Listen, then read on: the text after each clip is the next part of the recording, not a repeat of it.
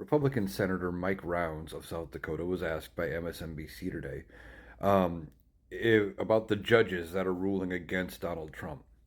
And basically, he said that there's a line between the separation of powers, and that the president is walking up to the line, and if he crosses over, you have to go to court.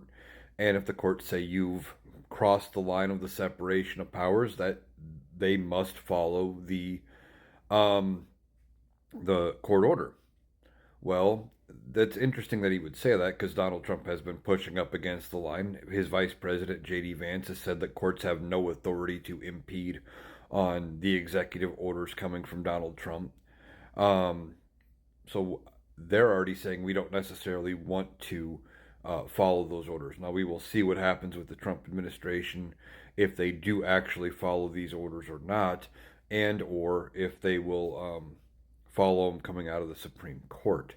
Ultimately, if they don't follow the court's orders, we may be left in a constitutional crisis where the Republicans may be left with no choice but to impeach one or both of them and move on to a trial in the Senate with a potential to convict. Now, I'm just speculating here, but with comments like that from Mike Rounds of South Dakota, makes you wonder if he would be a vote to convict if Donald Trump gets put up on charges of ignoring lawful court orders and trying to violate the separation of powers. It's entirely possible. Donald Trump may put the Republicans into a position where they have no choice but to stand against him and to vote to convict him in an impeachment proceeding. Now, if they do convict him, we would get President J.D. Vance, and it would be interesting to see where Vance's tune changes. Is he going to be still the same Trump sycophant, try to do everything that Trump was doing?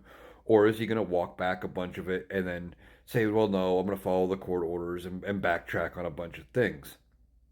Don't know.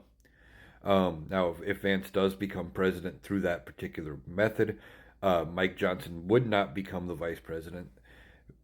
J.D. Vance would get the opportunity to appoint his own VP. He would get confirmed through Congress, and then we would have a new vice president. That's exactly what happened when Nixon resigned, Ford became president, and then Ford appointed Rockefeller to be his VP.